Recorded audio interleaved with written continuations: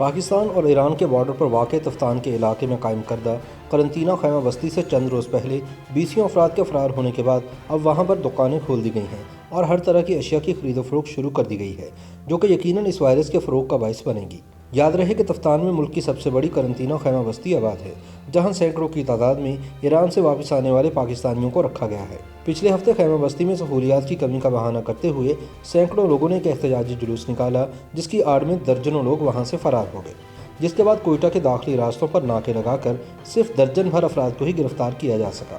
لیکن اب حفظان صحت کے اصولوں اور تمام احتیاطی تدابیر کی دھجیاں مکیتے ہوئے علاقے کے تاجروں نے تفتان کی خیمہ بستی میں باقاعدہ ایک مارکیٹ قائم کر لی ہے۔ علاقے میں انتظامیہ تمام احتیاطی تدابیر پر عمل درآمد کرانے میں ناکام ہے اور لوگ ماسک پہنے بغیر ہی آپس میں مل جل رہے ہیں۔ یہاں تک کہ پھلوں کے ٹھیلے بھی لگائے گئے ہیں اور تلی ہوئی چیزوں کی فروخت بھی جاری ہے، اور یہاں لوگ ماسک پہنے بغیر خریداری میں مصروف نظر آتے ہیں۔ تفتان میں قائم ملک کے سب سے بڑے قرنطینہ سینٹر میں صفائی کے ناقص انتظامات سب پر عیاں ہیں۔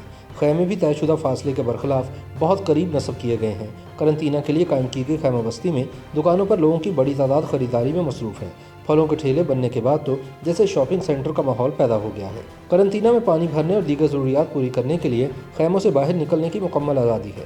ذرائع نے بتایا ہے کہ پاکستان ہاؤس قرنطینہ میں رکھے گئے 1500 زائرین کی پہلی کھیپ کو کلیئر قرار دے کر روانہ کر دیا گیا ہے۔ لیوز حکام کے مطابق تمام 1500 افراد کی نگرانی کے دوران ان میں کرونا وائرس کی کوئی علامات سامنے نہیں آئیں اور نہ ہی کوئی مشتبہ کیس رپورٹ ہوا، جس کے بعد زائرین کو گھروں کو جانے کی اجازت دے دی گئی۔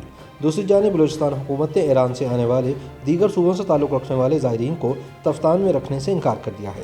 بلوچستان حکومت کا کہنا ہے کہ ایران سے تفتان کے راستے ملک میں داخل ہونے والے جن زائرین کا تعلق بلوچستان سے نہیں ہوگا، انہیں بحفاظت متعلقہ صوبے کی سرحد تک پہنچا کر اس صوبے کی انتظامیہ کے حوالے کر دیا جائے گا۔